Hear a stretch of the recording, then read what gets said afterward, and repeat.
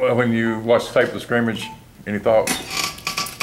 We've improved in some areas that we wanted to accomplish, and again, there's a few things that we need to continue to work on. There was some progress made in some areas, and still some inconsistencies in some areas that have to be cleaned up within the next 2 weeks. What was the progress made specifically? At times we were able to run the football more consistently.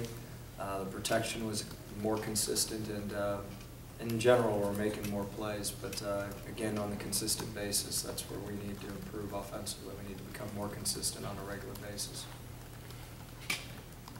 Scott, how about some of the other receivers? Anybody stepped up to go with Lutz and Kirk? You know what?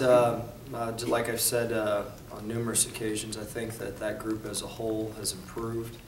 To single someone out, that would be unfair. But I'm really impressed with the way that group has come along, particularly with their perimeter blocking, along with the ability to make a play. Scott, on game day, how much substituting do you do, or do you leave that to the position coaches? Just kind of how do you run things? No, that's completely mapped out. Monday, Tuesday, Wednesday, Thursday. We'll do a good job making sure that we have the right personnel, the right guys doing what they do best in those situations. So that's mapped out way in advance. It's done Monday through, so actually Sunday through Thursday is when we do that. So it's really not a decision somebody's making. Okay, I'm going to give this guy some snaps or whatever. No, we determine that how many snaps each guy is going to get. We determine what groupings we're going to use for that game way in advance. When it comes to game day, are you going to be on the field, or do you like to watch from outside? Yeah. Okay. Press box. Is that what you've done in the past? Yeah, I've only been on the field one time, and that was in the NFL.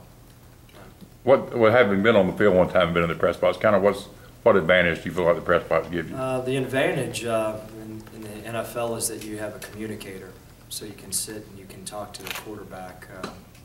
Basically, he can hear every single thing you say. So in college, we don't have that rule yet. Hopefully, someday we do move to that way.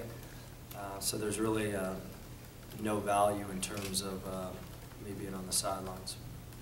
When you go into working on a game plan, do you like script, like the first 5 plays, 10 plays, or something like that? Or yeah, there's the game plan, like I said, is done Sunday through Thursday, and it's a group decision on every situational football scenario that you can get. We try to do a good job of players understanding, okay, if we're in the red area on the 20-yard line and it's 3rd and 10, they know what's coming. The more consistent we can be with them understanding exactly what they're going to get in situational football scenarios, the better and the faster they can play. So to say that we script everything is pre-planned. Every situation that you could ever imagine is pre-planned. How much does that help in these scrimmage situations to get those young guys? You know, they talked about yesterday that y'all were in a lot of situational, 3rd and long, sure. 2-minute. It's really important. When you have a young team like we have, it's the first time a lot of our guys have ever been in those situations. So the more situational football we can practice in a practice scene, the better they're going to be. But the situational football areas that we practice, they've been useful. Scott, how much progress Kyle had not obviously thrown a lot of passes last season. Just over the course of camp, how much progress have you seen him make as an overall quarterback? Yeah, it's still with a young guy, there's times that you go, wow, and then there's times that, like all our quarterbacks right now, there's times that you go, wow, we're really making progress, and then we take a few steps back, and then we improve the next day so that we're bouncing, and that's normally what happens with young guys. There's times whenever we look like we know what we're doing, and then times that we have some inconsistencies. And with age and experience and with reps, that'll improve.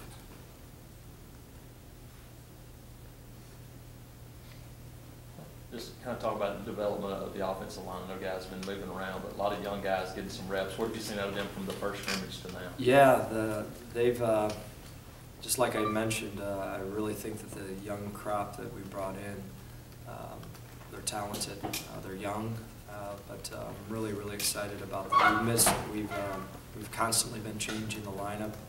That's been by design to try to find the best match that we can have on the field to give us a chance. But I'm really happy with them. They'll continue to grow, and at the end of the day, I think we're going to have a good group at that position.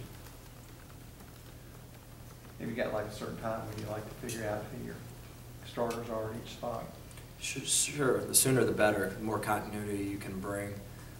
We're still not quite there yet. There's some positions that I think in the back of our minds we know. The sooner the better, and we're working to get to that spot. Besides Lutz, who have you been impressed with the tight end so far? Yeah, Brandon Foles, CJ, Ricky Parks, they've all done a good job. Ricky Parks has some really good trade for a young guy.